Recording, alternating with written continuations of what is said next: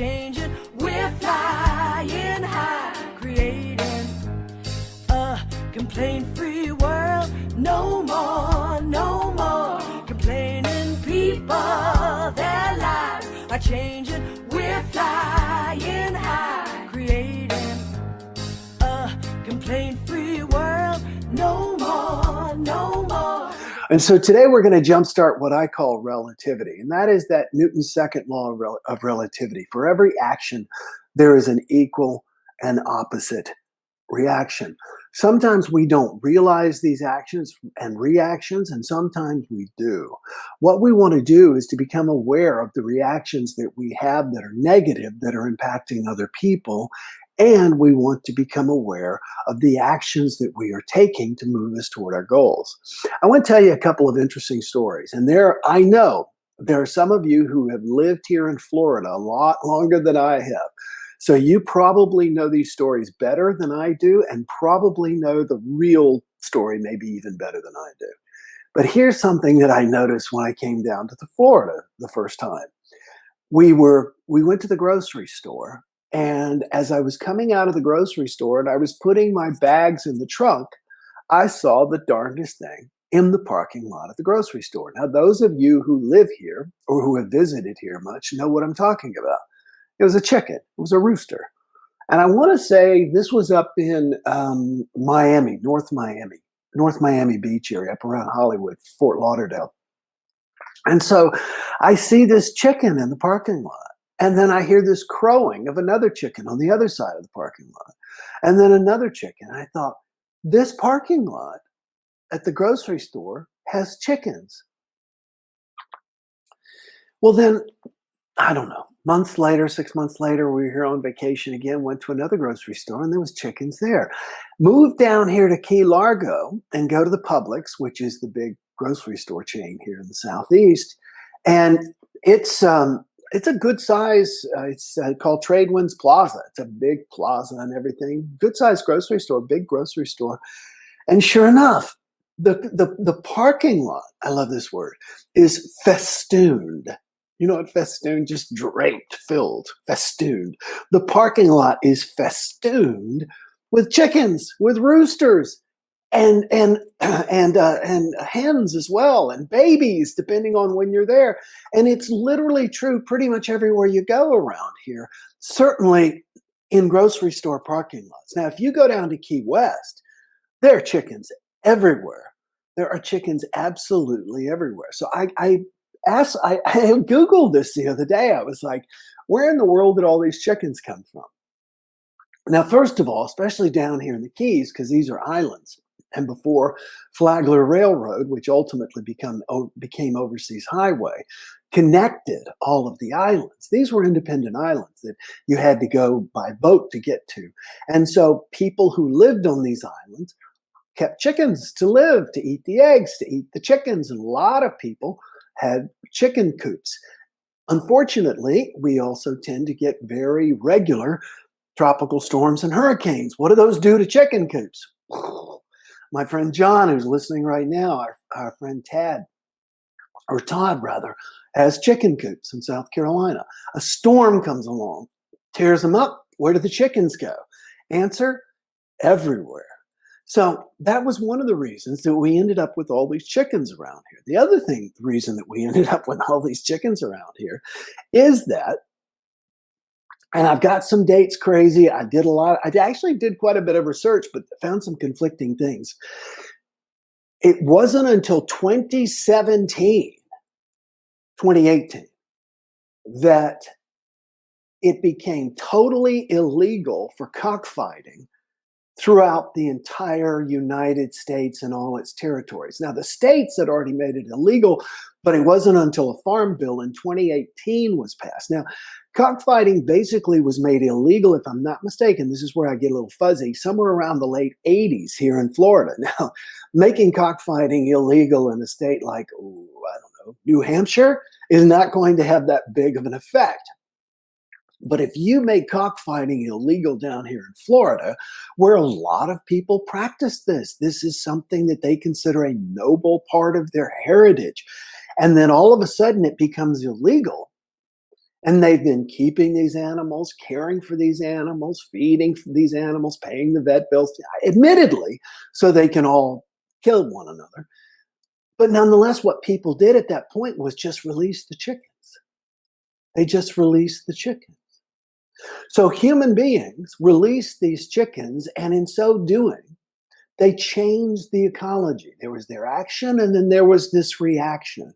And so now there are so many chickens around here that periodically they have to hire people to come in and catch the chickens.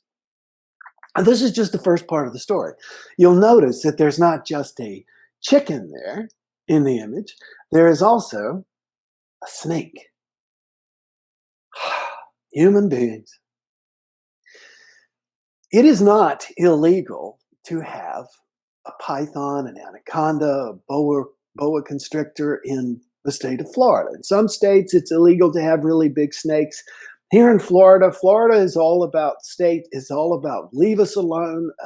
I don't know if you heard, but there was big talk about the Keys breaking off from even the United States and establishing the Conch Republic, with Key West as the capital. And there are still people around there. I'm looking at a boat right now that has a Conch Republic flag on it. So people down here in Florida want to be able to do what they want to do. There's a very laissez-faire, leave us alone. And so some people have these big, big, big snakes. Now, at some point, a big, big, big snake gets to be a big, big, big problem.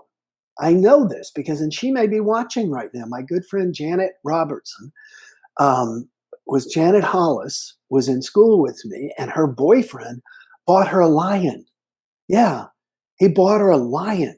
We were like 17 or 18 years old, and this dude, back then you could buy exotic animals, and he bought her a lion.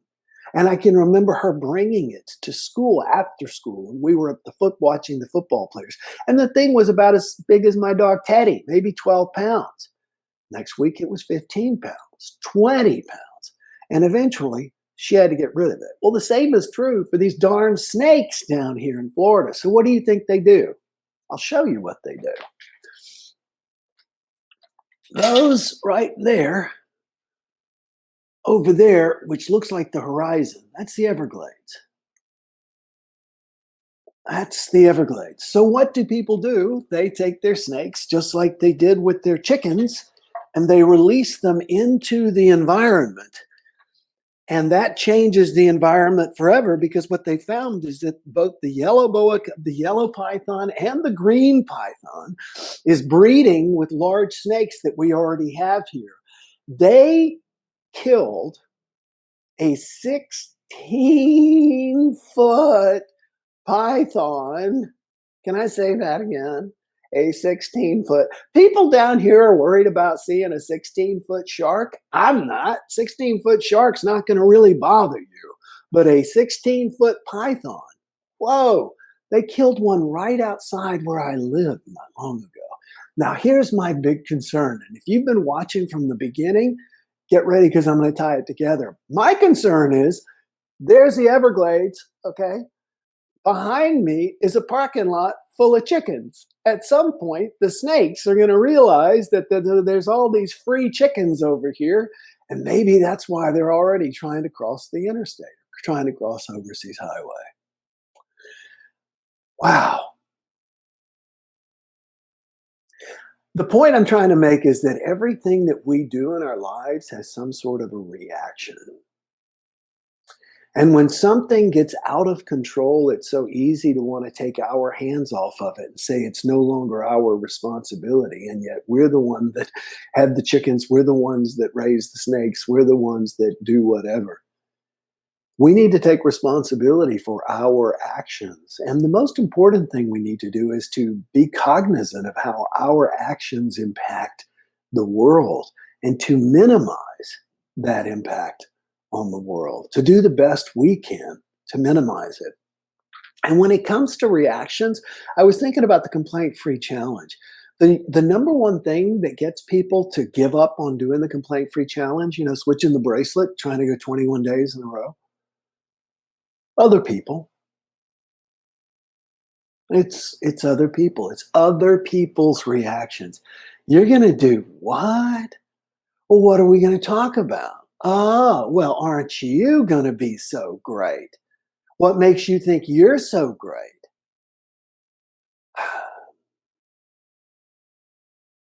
There's this old story about how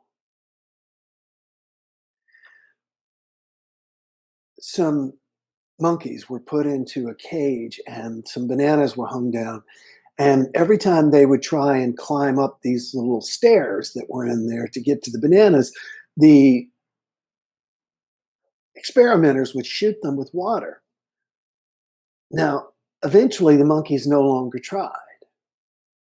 What they discovered was when they put new monkeys in, even without trying to squirt them, as they tried to go up and get the bananas, the old monkeys would try and hold them back. The monkeys are always going to try and hold you back whenever you try and make a change. For every action you try and take, there's going to be an equal and opposite reaction. Whenever you try and do something, something's going to go wrong. And the thing is, you work through it. That's the beauty of it. That's this idea of being anti-fragile. I want to recommend that book again, Anti-Fragile. If you get a chance, check out the Gypsy Chickens. When you come down here, I forget why they're called Gypsy Chickens, but that's what they call them. And I have not seen an anaconda down here, but I'll tell you what, we got some iguana that are like 3.5, 4 feet long. All right, everybody, because I said 3.5, 4 feet long, time for you to click share. Everybody click share and type share if you would. Who's going to be the first to share? Let me go through and take a quick look at your comments real quick. I'm grateful. I passed my performance review. What a relief. Hooray for Christelle. That's awesome. Christelle, that's awesome, awesome, awesome. Everybody send Christelle some celebration. Laugh out loud. Yeah, they're everywhere, aren't they, Lynn? Yes, they are. Feral chickens. Yep, Christelle says. Yep, Jerry says, I used to love visiting the chicken store in Key West. It's been a long time. I have never been to the chicken store in Key West.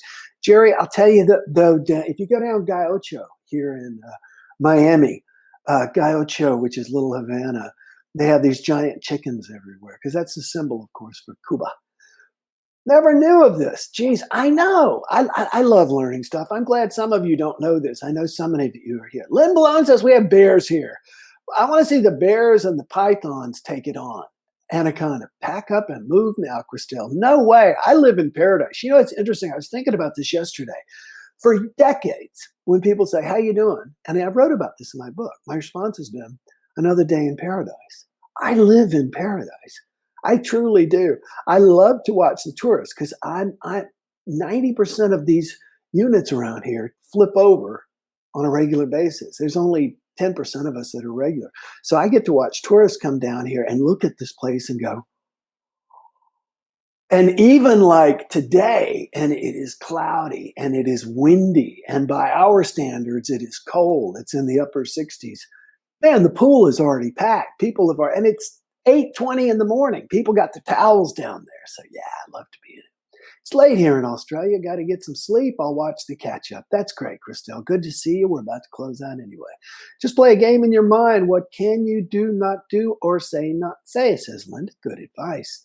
Share, says Linda. First one. Daylene, she shared. How are you, Daylene? Good to see you. Catherine Bratton says, good morning from the Lake of the Ozarks. Fish here. Awesome. Great. Good to hear it. Listen, everybody, thanks for being here with me. I want to take a look and see if I can find out. I always like to know what it is I'm talking about tomorrow, and I don't have it yet. So I'm excited to hear what I'm going to talk about tomorrow. I hope you are too. Make today a great day. Do something nice for somebody, and especially be nice to yourself, okay? Enjoy today, and I'll see you tomorrow. Bye-bye. No more complaining people. Their lives are changing. We're flying high, creating a complaint-free world. No more complaining people. Their lives are changing. We're flying high, creating a complaint-free world. No more.